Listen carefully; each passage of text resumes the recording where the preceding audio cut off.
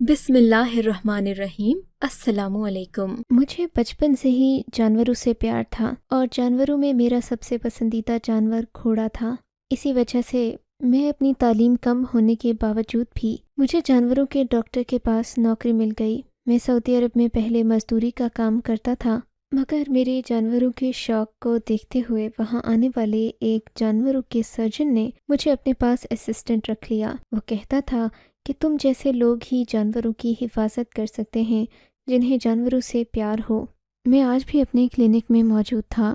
میں کلینک کی صفائی کر رہا تھا۔ ہمارے کلینک میں عموماً چھوٹے چھوٹے جانور ہی لائے جاتے تھے۔ کوئی اپنا کتا لے آتا تو کوئی اپنی رشین کیٹ ہمارے پاس انجیکشن کے لیے لے آتا، مگر آج کا منظر دیکھنے والا تھا۔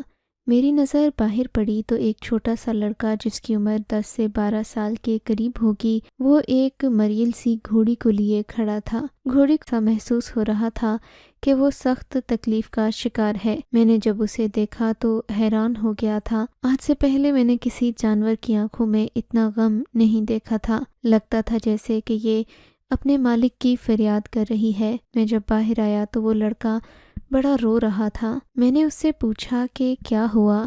کہنے لگا کہ میری گھوڑی کے ساتھ بہت بڑا ظلم ہو گیا ہے، مگر میں اس بارے میں کچھ نہیں کہہ سکتا۔ آپ میری گھوڑی کا علاج کر دیں۔ تمہیں اتنی قیمتی گھوڑی کس نے دی؟ میں نے اس سے دلچسپی سے سوال کیا تھا، کیونکہ لڑکے کی حالت تو مزدوروں جیسی تھی، جبکہ اس کے پاس موجود گھوڑی کافی زیادہ مہنگی تھی۔ اس کی قیمت نسلی ہونے کی وجہ سے زیادہ تھی۔ سچ سچ بتاؤ کہ یہ گھوڑی تم کہاں سے لے کر آئے ہو؟ میں نے اس لڑکے سے پوچھا تو اس نے میرے آگے ہاتھ جوڑ دیے اور رونے لگا۔ اس کی آنکھوں میں مور تھے۔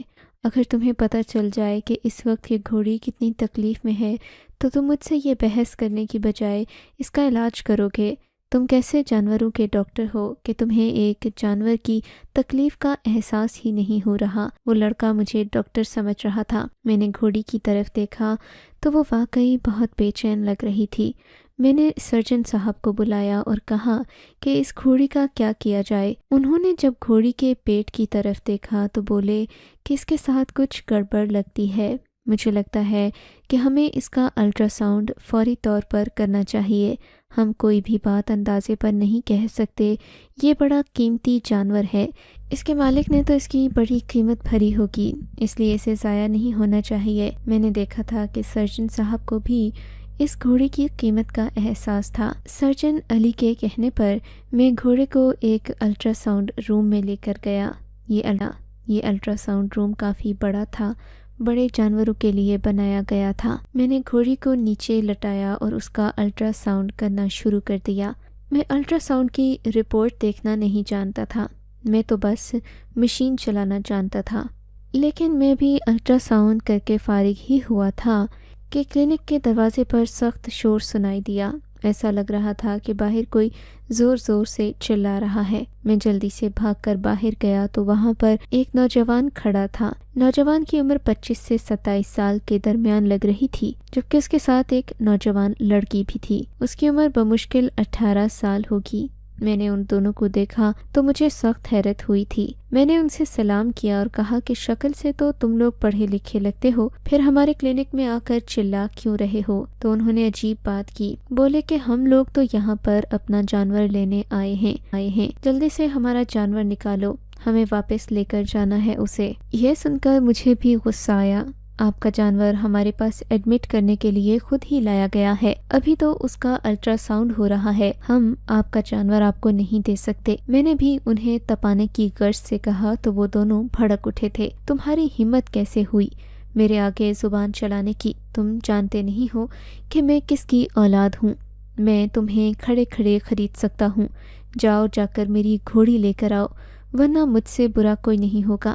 وہ آدمی باقاعدہ بھڑک اٹھا تو اب مجھے اس پر شک ہونے لگا تھا، کیونکہ کوئی بھی عام آدمی چھوٹی سی بات پر نہیں بھڑکتا، لیکن یہ لڑکا جتنا بھڑک رہا تھا صاف معلوم ہو رہا تھا کہ اس کے دل میں کوئی چور ہے۔ اتنے میں سرجن علی بھی آ گئے۔ انہوں نے کہا کہ گھوڑی اس بچے کے حوالے کر دو، ویسے بھی ہم ایسے جانوروں کا علاج نہیں کرتے جن کے مالک ان کے علاج کے لیے سنجیدہ نہ ہوں۔ لڑکا لڑکی دونوں بہت جلدی میں تھے۔ ایسا لگ رہا تھا کہ وہ اس گھوڑی کا علاج نہیں کروانا چاہتے۔ میں اور ڈاکٹر علی دونوں ہی ان پر شک کر رہے تھے۔ ہم نے گھوڑی ان کے حوالے کی تو ان لوگوں کو کچھ سکون آیا۔ کہنے لگے کہ یہ لڑکا تو ہمارا نوکر ہے، یہ ہماری اجازت کے بغیر ہی ہماری گھوڑی کو لے کر یہاں آ گیا، اسے تو نہ تمیز ہے اور نہ طریقہ۔ آج یہ میرے ہاتھوں بچے کا نہیں بلکہ میں اسے کھڑے کھڑے نوکری سے نکال رہا ہوں۔ اس لڑکے نے چلاتے ہوئے چھوٹے بچے کو نوکری سے نکال دیا اور کہا کہ کہیں اور جا کر اپنی منمانی کرنا۔ وہ لڑکا رونے لگا اور بولا کہ میں تمہارے ظلم کی داستان پوری دنیا کو سناؤں گا۔ چھوٹے بچے کو نظر انداز کرتا وہ جوڑا وہاں سے نکل گیا تھا، مگر میری نظر میں وہ بچہ جھوٹ نہیں کہہ رہا تھا۔ اس کے من میں کوئی تو سچ تھا جسے وہ ہمیں بتانا چاہا۔ میں نے ڈاکٹر صاحب سے بھی یہی کہا کہ ہمیں اس کیس کو یوں ہی نہیں چھوڑنا چاہیے، مگر ڈاکٹر صاحب بضد تھے کہ ہم ایسے لوگوں کے جانوروں کی حفاظت کیوں کریں جبکہ وہ خود اس بات میں دلچسپی نہیں رکھتے۔ مجھے دکھ بھی ہو رہا تھا مگر دلچسپی اور تجسس ذہن میں اس قدر بھرا ہوا تھا کہ میں اس لڑکے کے پیچھے پیچھے چل پڑا۔ ڈاکٹر علی میری فطرت سے واقف تھے، اسی لیے انہوں نے مجھے روکنے کی کوشش نہیں کی۔ بہرحال میں اس لڑکے کے پیچھے پیچھے چل پڑا۔ تھوڑی دور جا کر وہ ایک جگہ بیٹھ گیا اور بری طرح رونے لگا۔ وہ پھوٹ پھوٹ کر رو رہا تھا۔ میں نے اس سے پوچھا کیا ہوا؟ نوکری جانے کا دکھ ہے تو میں تمہاری مدد کروں گا۔ کہنے لگا نہیں، مجھے دکھ نوکری کا نہیں ہے، مجھے اس جانور کی حفاظت کے لیے رکھا گیا تھا۔ مجھے اس کی حالت دیکھ کر بہت ترس آ رہا تھا، میں اسے تم لوگوں کے پاس لے آیا۔ مجھے اپنی نوکری کھو جانے کو کامی ہوں، کہیں بھی رہ لوں گا، گزارا کر لوں گا۔ مجھے افسوس اس جانور سے بچھڑنے کا ہے۔ مجھے وہ گھوڑی بے پناہ پسند تھی، میں نے اسے 8 مہینے پیار سے رکھا، وہ میرے ساتھ بہت مانوس تھی۔ آج مجھ سے اس کی تکلیف دیکھی نہیں گئی تو مالک کی اجازت کے بغیر میں اسے کلینک لے آیا، مگر یہ لوگ کسی کو انسان نہیں سمجھتے تو جانوروں کو کیا سمجھیں گے؟ بس مجھے اپنی گھوڑی کا دکھ ہے۔ میں شرط لگا کر کہتا ہوں کہ اس کے ساتھ ان لوگوں نے کوئی بہت بڑا ظلم کیا ہے، ورنہ کوئی جانور اتنی تکلیف میں بلا وجہ نہیں آتا۔ وہ تو پالتو جانور تھی، میں نے اس کا خیال رکھا اور مجھے بڑے مالک نے اس نوکری پر رکھا تھا۔ چھوٹے مالک نے مجھے نوکری سے نکال دیا، لیکن کیا تم میری ایک بات مانو گے؟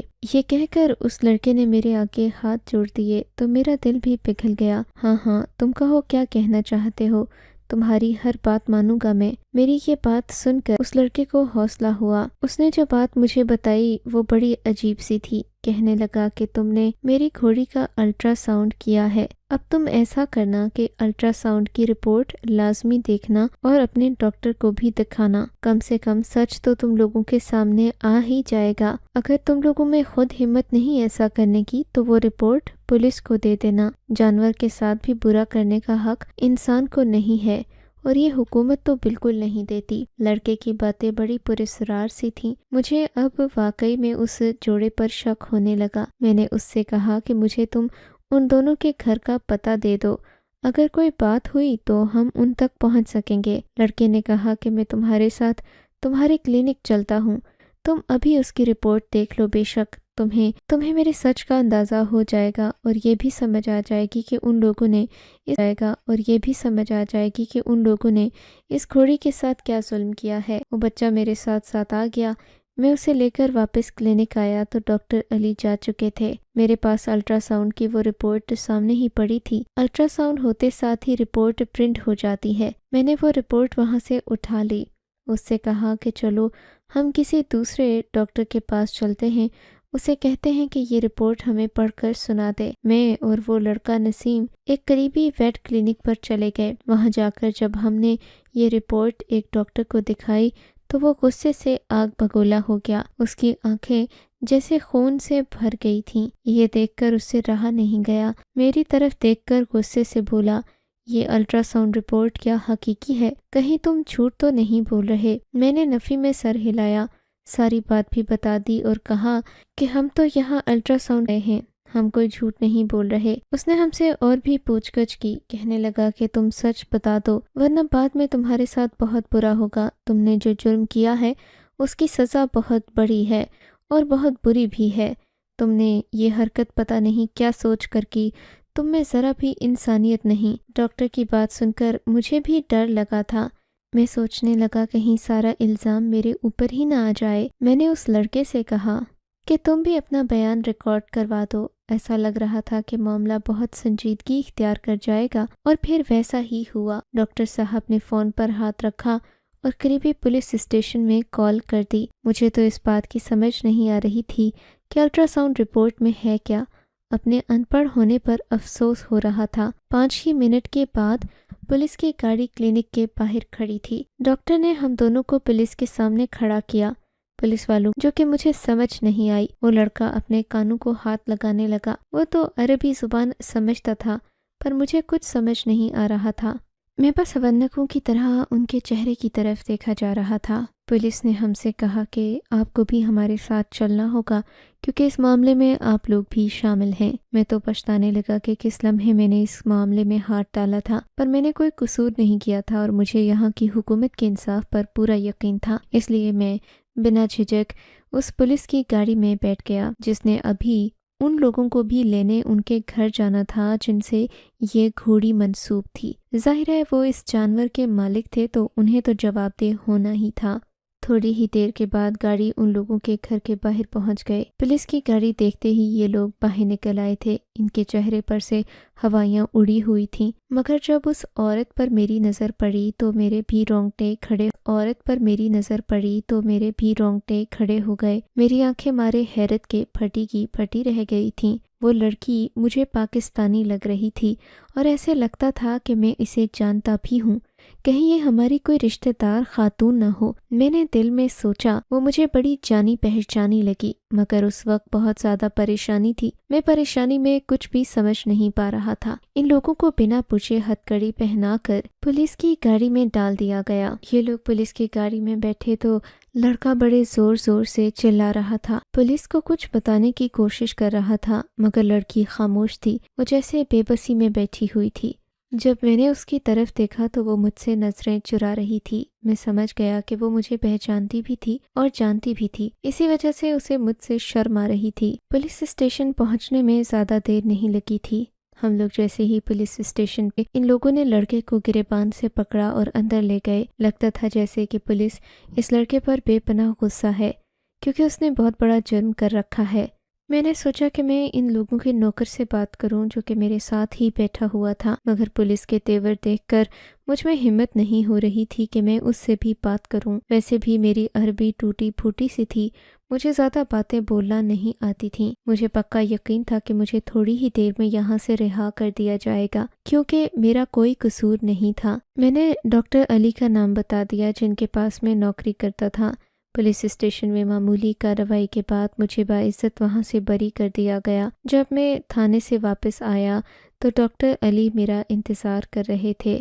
آتے ہی مجھ پر برس پڑے اور بولے، میں نے تم سے کہا تھا کہ ان حرکتوں سے دور رہو جس سے ہمارے کلینک کی شہرت کو نقصان پہنچے، مگر تم ایسے نہیں کہ میری بات مان لو۔ باز نہیں آئے تو میں تمہیں نوکری سے نکال دوں گا۔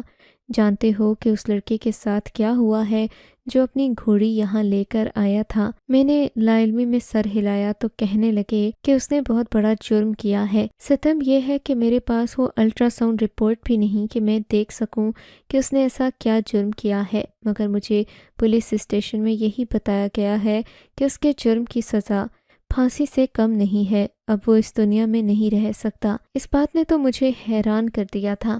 میں سوچ بھی نہیں سکتا تھا کہ گھوڑی کا مالک اتنا بڑا جرم کر بیٹھے گا کہ اسے اس دنیا سے ہی جانا پڑے گا اور اپنی زندگی سے بھی ہاتھ دھونے پڑیں گے۔ میں نے ڈاکٹر علی سے کوئی ضد نہیں کی، نہ ہی ان سے پوچھا کہ اصل معاملہ کیا ہے، کیونکہ میں پہلے ہی ان کی بات نہ مان کر میں ان کے غصے کو دعوت دے چکا تھا۔ انہیں مزید تنگ نہیں کرنا چاہتا تھا، مگر میرے دل میں بہت سارے سوالات اٹھ رہے تھے۔ میں جاننا چاہتا تھا کہ اس آدمی سے کیا خطا ہوئی، لیکن بہرحال میں اس معاملے سے دور ہی رہا۔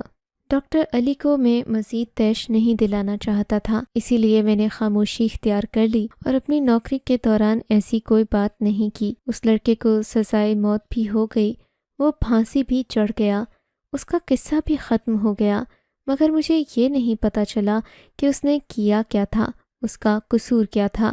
نہ ہی میں ڈاکٹر علی سے یہ بات پوچھنے کی ہمت رکھتا تھا۔ عید کی چھٹیاں ہوئیں تو انہوں نے مجھ سے میری فرما برداری کے بدلے میں कोई इनाम देने का पूछा। मैंने कहा मैं अपने घर जाना चाहता हूँ। सच पूछे तो मुझे घर वालों की याद आ रही थी, मगर मैं ये नहीं जानता था कि पाकिस्तान जाकर मुझे उस राज से पर्दा हटाने का मौका मिलेगा जिसने यहाँ रहते हुए मुसलसल मेरे जहन को उलझाए रखा। पाकिस्तान आकर अपने रिश्तेदारों से हुई तो मैं सना का चेहरा फौरन पहचान गया था। वो मेरी दूर पार की फुप्पो की बेटी थी।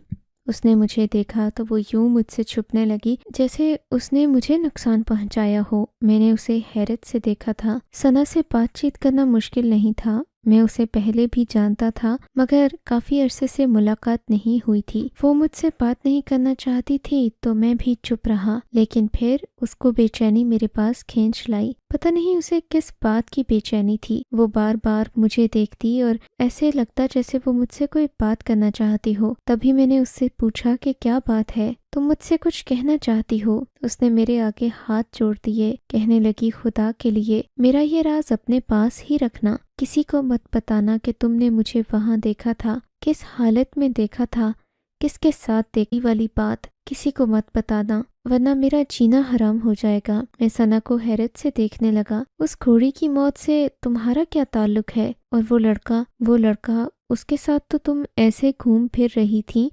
जैसे तुम उसकी बीवी या घरवाली हो। हाँ, बात ऐसी ही थी। मैं उसके साथ घूम रही थी, पर मैं उसकी बीवी नहीं थी। तुम ये बात यहाँ किसी को बताओगे तो मेरे लिए जीना मुश्किल हो जाएगा। खुदा के लिए तुम अपने पास ही रखना ये राज, क्योंकि तुम्हारे जहन में बहुत ज्यादा तजस्सुस होगा। तुम जानना चाहते होगे कि उस घोड़ी के साथ मेरा क्या मामला था, इसीलिए मैं तुम्हें सच सच बताऊंगी। मेरे दिल में बहुत एहसास जुर्म है।